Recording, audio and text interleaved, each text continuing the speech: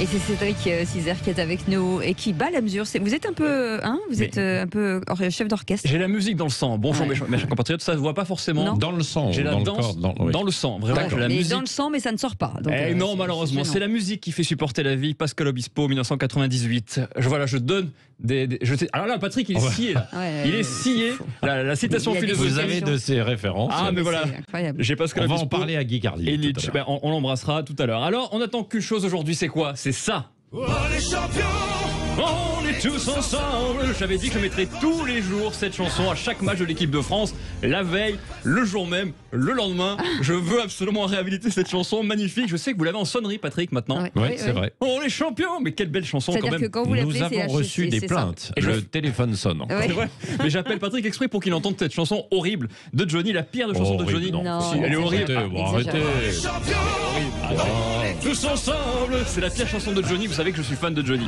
Alors ce soir, c'est le dernier match de poule de la France. C'est ce soir contre le Portugal.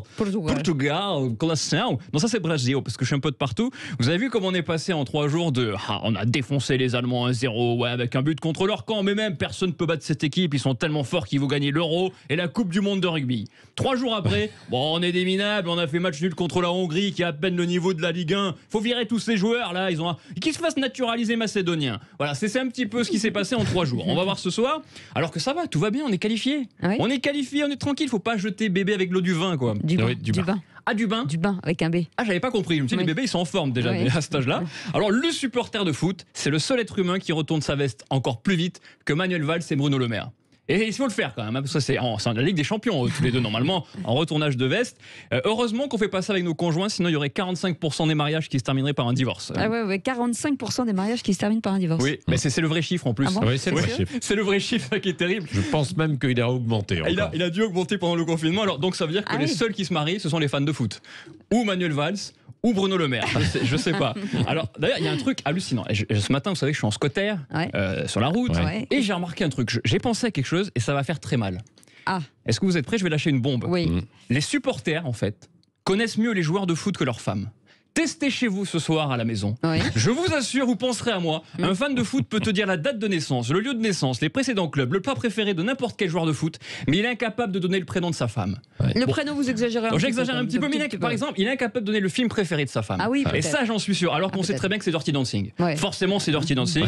Enfin, Vous il savez- y en a 3 ou 4, on ne peut pas se tromper. Non, c'est Dirty Dancing, vous savez D'accord. bien, mais c'est magnifique, vous savez, ce film, Patrick. Alors qu'il y en a beaucoup d'autres qui disent c'est France-Allemagne de Séville. Ah voilà, ça c'est deux styles de femmes.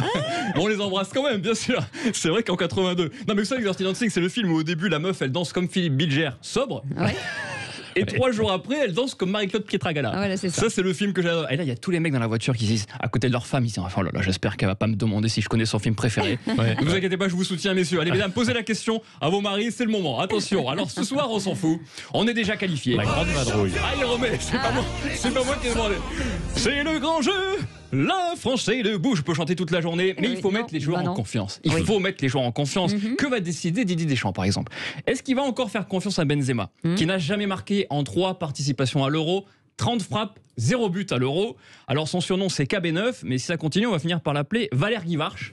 Ça y est. Oui, Valère Guivarch, je pense que c'est pas mal. Alors, que faire pour la place de numéro 9? Oui. Eh ben, qu'est-ce qu'on fait? On demande à Didier Deschamps. Ah oui, ah Bon, on oui, bien l'écoute, sûr. il nous laisse un message, bien sûr. Ah, Mais c'est oui. bien, voilà, bonjour. Ah, pour ce soir, j'ai pas encore décidé. Olivier, Karim, Olivier. J'ai une chance exceptionnelle, hein, ils ont beaucoup d'expérience. Au début, j'avais le choix entre un karting et une Formule 1. Et depuis le début de l'Euro, je me retrouve avec le choix entre une Renault 5 et une Fuego. C'est vrai qu'ils sont passés de karting à Formule 1 à Fuego Oui. et Renault 5. Mais ça va changer, ça va Ah ça va bon faire que monter. Et en plus, je suis sûr, parce qu'on dit toujours qu'ils s'embrouillent, etc. C'est pas vrai. Moi, je suis sûr que Benzema et Giroud, ils iront fêter le titre le 11 juillet en boîte. Mais pas ensemble. Ah Je bon, crois c'est pas ça, ensemble. c'est Pas ça, ensemble. Non, c'est non, non. ça. Chacun de Non, son non. côté, oui. Chacun de son côté. Alors, parce que les chiffres du Covid sont très bons. Oui. Ils sont très bons, on reprend espoir, mais une ombre terrible plane au-dessus de nous, le variant indien, qui pourrait venir Le tout Delta, gâcher. le Delta, monsieur. Delta Bien sûr. indien. C'est quand même dingue, hein, parce que ce soit en Covid ou en cuisine, l'indien, ça fait chier, tout le temps. Non, Oh. mais arrêtez. Ah, excusez-moi, j'ai dérapé. Oh, écoutez. J'ai dérapé 8h39, je vais rentrer chez moi. C'est Alors pas que possible. ça fait 16 mois qu'on a envie de revivre ça. Bienvenue à Cagnes-sur-Mer au Mégadon 10. Je vous ai préparé le meilleur du dance floor des States avec Jean-Pierre François, Gilbert Montagnier. Vous êtes vacciné au Pfizer, votre table vous attend dans le carré VIP. Si vous êtes vacciné à l'AstraZeneca, vous avez une table dans les chiottes. Oui, c'est un petit peu ça. Ça me rappelle tellement de souvenirs de discothèques dans lesquelles je suis allé quand j'étais jeune, mon Dieu. Oui, bien sûr, et Patrick aussi. Souvenez-vous, la poutre apparente, c'était un truc de fou. Oui, bien sûr. Et j'ai remarqué tout à l'heure pendant le journal, est-ce qu'on a la musique du Flash Info? J'ai l'impression qu'en boîte de nuit, il faudrait mettre ça. Ah bon? Écoutez-moi ça. Oui.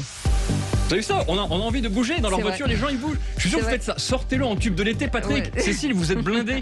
Bon, il faut juste trouver des paroles quand même parce que pour avoir l'argent. Mais c'est magnifique. Ça y est, les boîtes de nuit vont rouvrir le 9 juillet avec un pass sanitaire, bien entendu. Il faudra être vacciné ou en possession d'un test négatif au coronavirus pour entrer en boîte. Alors, ne vous inquiétez pas, messieurs. On gardera les mêmes habitudes. Vacciné ou négatif, de toute façon, le vigile, il vous laissera pas rentrer. D'accord. Toujours, vous savez très bien que les mecs qui restent dehors parce que vous portez des baskets avec le costume, comme Justin Bieber, alors qu'un footballeur, il entrera juste devant vous alors qu'il est en pyjama Gucci avec des claquettes Dior. Oui. Ça, c'est scandaleux. Claquettes chaussettes, bien sûr. Et pareil pour la jauge à 75% qui s'applique en intérieur et qu'il y ait 75% ou 100% de personnes à l'intérieur, ça ne change rien. On rentrera toujours avec 0 personne à la maison. Ça ne changera rien. Alors, vous savez que je suis le président du CPLRDS. C'est pas facile à dire. C'est le comité pour le retour des slows. Parce que je suis désolé. Moi je suis d'accord. On est d'accord ou pas? Je suis d'accord. Patrick, vous êtes d'accord ou pas? Oui, Philippe Bilger m'en parlait encore l'autre jour. Je veux le retour des slows, c'est important. Alors évidemment, on veut tous le retour des slows. Mais je suis désolé, la distanciation sociale, elle a toujours existé en boîte de nuit. Avec les slows, justement. Mais oui, quand les premières notes résonnaient, les mecs, ils fonçaient sur les meufs qu'ils avaient repérées depuis une heure et elles partaient très très très loin vers les beaux gosses, vous voyez. Donc c'était pas pour moi. Alors aujourd'hui, il y a plus de problèmes, il y a plus de slow, malheureusement. Et précision importante, vous pourrez ne pas porter le masque en boîte parce qu'il est juste recommandé. Et qu'est-ce que ça veut dire? Quand on dit à quelqu'un que c'est recommandé, ça veut dire qu'on s'en fout, que ça sert à rien. Donc personne ne le portera. Et pour finir, on sait tous que le gouvernement n'a que des fêtards. Vous savez, il n'y a que des fêtards dans ce gouvernement. Ah bon? Bien sûr. Alors, c'est pas ce que vous croyez. C'est juste parce qu'à chaque fois que quelqu'un propose à un ministre de sortir, il répond: oh non, il se fait tard. C'est pas la même chose. 21h. Oui, dans un petit jeu de mots, San Romanov qui me l'a envoyé. Alors, oui, il est déjà 21h, je vais me coucher. Alors, est-ce que Jean Castex est heureux de la réouverture des boîtes de nuit? Sûrement. Oui, la réponse, franchement, Cécile va vous surprendre. Ah bon? Patrick, c'est un petit cachotier, vous allez le voir. On file à Matignon. D'accord.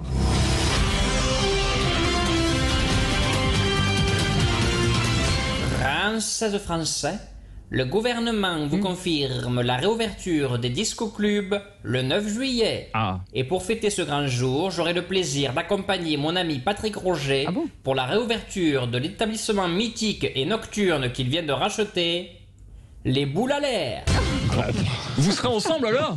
C'est lui qui va couper avec les ciseaux, il va couper. Je vous rappelle. Mais Patrick, vous avez le dollar. C'est énorme. Je vous rappelle donc, rendez-vous le 9 juillet à la Queue en Brie, au Boule à l'air, avec Patrick et Jean Castex qui vont. Et Jean-Pierre Madère. On n'a pas envie de danser comme ça? Patrick il danse. Alors, vous le voyez pas forcément dans la voiture, mais là il bouge les épaules, il bouge les hanches. Il a l'impression d'être de retour. Il danse tellement bien. Il est bon sur le dance floor. Il est bon partout. Et vous aussi, Cécile, vous êtes magnifique. Oui, très ça. Mais oui, j'ai envie de danser. Ok, très bien. Quelle réputation. Allez.